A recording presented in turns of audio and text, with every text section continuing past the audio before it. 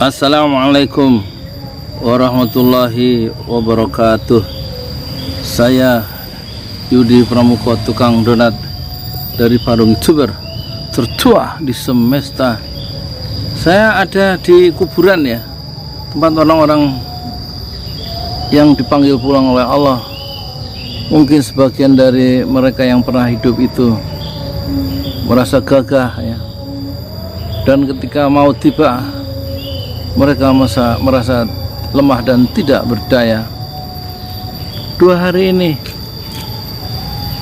orang-orang gagah konferensi pers di tengah malam Senin ya, Panglima, saya lihat dari Puspen Hankam, konferensi pers bukan konferensi pers, sebuah bentuk ancaman. Siapa yang mengganggu persatuan dan kesatuan akan berhadapan dengan TNI. Coba tiba-tiba tengah malam, coba siapa yang dituju? Musuh dari luar kali ya, Cina itu yang harus dihadapi oleh TNI itu. Kedaulatan. Banyak orang-orang tenaga kerja asing yang mencemaskan para purnawirawan itu. Gimana urusannya coba? Jadi siapa yang dituju sebenarnya itu? Berhadapan dengan TNI. TNI mempertahankan kedaulatan negara. Sekarang banyak orang-orang tenaga kerja asing yang merangsek masuk dan menimbulkan kecemburuan dari warga negara Indonesia. Mungkin itu maksudnya yang dituju ya. Berhadapan dengan rakyat. Kalau ada orang mencoba memecah persatuan dan kesatuannya. Sementara kerjanya ini pertahankan negeri dari ancaman luar ya. Terus pagi kemarin ya, Senin paginya itu, kemarin mau Senin paginya itu atau malam Selasa ya, sekarang hari Selasa ya, itu Pak Mahfud konferensi pers ya, mengumumkan dipecatnya 2 Kapolda, yaitu Kapolda Jawa Barat dan Kapolda Metro Jaya ya, karena keduanya gagal mencegah kerumunan dalam peristiwa Petamburan dan Megamendung. Dua-duanya Maulid Nabi sekaligus perkawinan yang di Petamburan itu rumah Habib Rizik Syihab. Jelas saja Pak disebut Petamburan tuh Habib Rizik Syihab, Megamendung Habib Rizik Syihab juga pesantrennya ya kan, MS Markas Syariat ya. Tapi Pak Mahfud nggak nyebut siapa di balik kerumunan itu ya kan. Epicentrum gerakan dakwah era pasca Mekah ini kan Habib Rizik Syihab ya, menyuarakan ketidakadilan yang dirasakan oleh masyarakat ya. Ulama-ulama ustadz dikriminalisasi, itu kan baru zaman sekarang ya Pak. Nah, jadi keadaan makin memanas ya, apa nggak bisa dicari jalan tengah itu loh. Kalau begini caranya gaya Soekarno dulu begitu, semua ditangkap ya kan. Muhtar Lubis ditangkap karena menyuarakan, mengkritik pemerintah Soekarno yang tidak adil, yang begitulah. 10 tahun dia ditangkap tuh, di penjara 56 sampai 66. Terus ditangkap Buya Hamka, dituduh makar. Zaman dulu makar, karena kalau zaman sekarang ini apa, melanggar protokol kesehatan nanti. Terus pokoknya macam-macam lah, atau ini menghina undang-undang ITE ya kan. Apalagi Buya Hamka 2 tahun 4 bulan, orang yang mengkritik merasa Islam dalam bahaya, kata Buya Hamka kan. Dijawab oleh Soekarno, orang yang bilang Islam dalam bahaya adalah berbahaya. Jadi kan saya ulangi ya kata Buya Hamka, Islam dalam bahaya karena pemerintahan dikuasai oleh komunis. Tapi kemudian dijawab oleh Soekarno, orang yang bicara Islam dalam bahaya adalah berbahaya, masuklah ke dalam penjara gitu ya. Terus kemudian 4 tahun setengah, 4 tahun 6 bulan, Muhammad Nasir, bekas Perdana Menteri, penulis dari pidato Presiden dalam acara 17 Agustus tuh, Muhammad Nasir dimasukkan penjara juga sama Soekarno ya kan. Siapa bilang Soekarno itu berjasa sepanjang pemerintahannya? Nggak selalu. memasukkan lawan-lawan politiknya ke dalam penjara. Muhammad Rum, Prawoto Mangkusasmito, Ghazali Sahlan, Yunan Nasution, banyak itu yang dimasukkan penjara ya. Kasman Singodimedjo, pejuang-pejuang Islam semua itu yang masuk penjara ya, termasuk Ustaz Sahril. Kalau Ustaz Sahril sosialis ya. Ini pemerintahan kita mengalami pemerintahan yang menggunakan kekuasaan untuk membungkam lawan-lawan politiknya dengan berbagai dalih. Yang penting pokoknya dibungkam aja itu. Pada akhirnya harus masuk penjara. Yang sekarang masuk penjara itu kan Gus Nur. Masuk penjara alasannya menghina NU.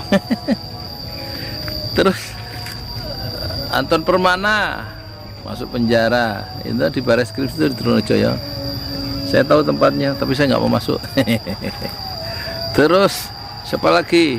Jumhur Hidayat. Terus siapa lagi itu? Yang lagi sakit tuh Jumhur Hidayat. Terus itu siapa namanya? Orang kami itu loh. Orang kami.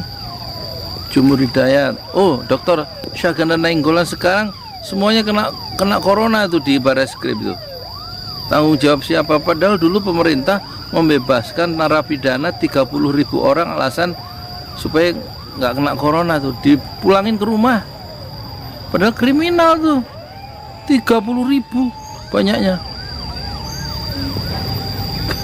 Sekarang dipindah itu dari Bareskrim ke tahanan rumah sakit Polri, tetap ditahan.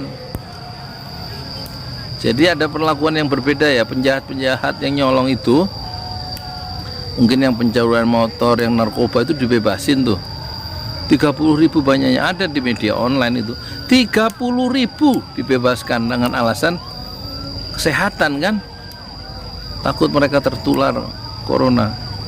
Di faktanya itu apapun alasannya. Sekarang yang tokoh-tokoh ditangkepin, dimasukkan penjara dan kena corona di dalam penjara, iya kan, di dalam tahanan tuh. Luar biasa. Di mana tanggung jawab etis dari pemerintah ya? Ya enggak? Kalau menurut saya sih lepasin aja lah. Orang-orang beda pendapat kok ditangkep-tangkepin itu. Mengkritik berarti ada masalah tuh. Orang yang ditangkap terus dia marah dan menggunakan kekuasaan kayak Soekarno, berarti Soekarno bermasalah kan? Dan akhirnya dia jatuh. Sama dengan Pak Harto itu, orang mengkritik hilang, ditangkep-tangkepin itu sama. Disiksa di jalan Pak Harto. Ya, M. Fatwa, Abdul Qadir Jailani dan banyak lagi ustadz-ustadz itu. Ada seorang ustadz sampai masuk penjara sampai 4 kali bolak-balik sampai mati. Kekuasaan itu cenderung begitu loh, menggunakan kekuasaannya, menggunakan seragamnya, ya, dan kemudian mengancam rakyatnya sendiri. Loh, kita ini bernegara untuk mendapatkan kebebasan, keadilan, kebahagiaan, toh gimana sih? Nah, kok jadi Pak Mahfud ini gimana sih Pak Mahfud ini? Panjenengan tuh sebenarnya akademisi apa politisi sebenarnya? Iya, Pak Mahfud orang udah tahu lah ya, nggak seperti dulu waktu masuk Jakarta kan, sudah berubah ya.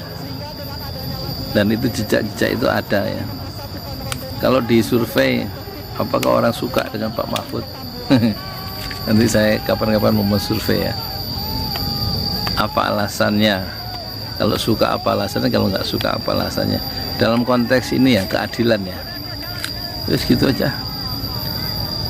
Moga-moga kita masih mengingat kematian ya. Donald Trump sudah hilang kekuasaannya ya, karena tidak disukai oleh rakyatnya. Dan banyak penguasa-penguasa yang sekarang tidak berjaya, tidak berdaya, dan tidak berjaya lagi karena berada di balik kuburan, di balik lipatan kuburan yang sunyi, senyap. Tinggal lagi mereka mempertanggungjawabkan ucapan perbuatannya di dalam mengelola dan dalam memimpin rakyatnya nanti di hadapan Ilahi Robbi. Di sanalah pengadilan yang seadil-adilnya. Saya Yudi Pramuko, tukang donat dari Parung. YouTuber tertua di semesta fasbir sobran. Jamilah, bersabarlah dengan kesabaran yang indah. Assalamualaikum warahmatullahi wabarakatuh. Saya mau ngasih judul apa ya? Mahfud MD dan kuburan yang abadi, gitu ya, bagus sekali ya.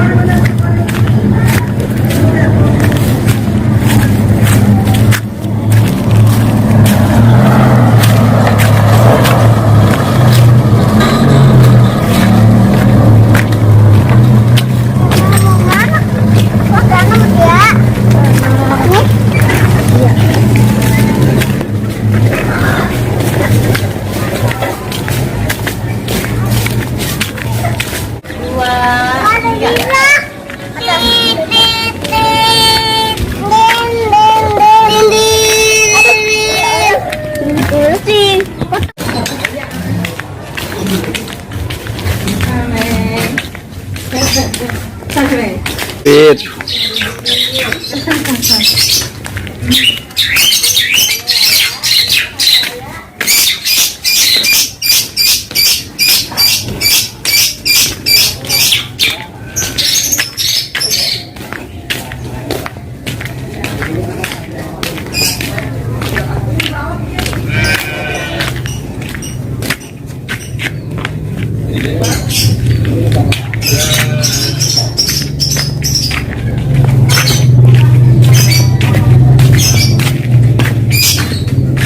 Lihat tanah nih, aku jalan dari sini berapa menit.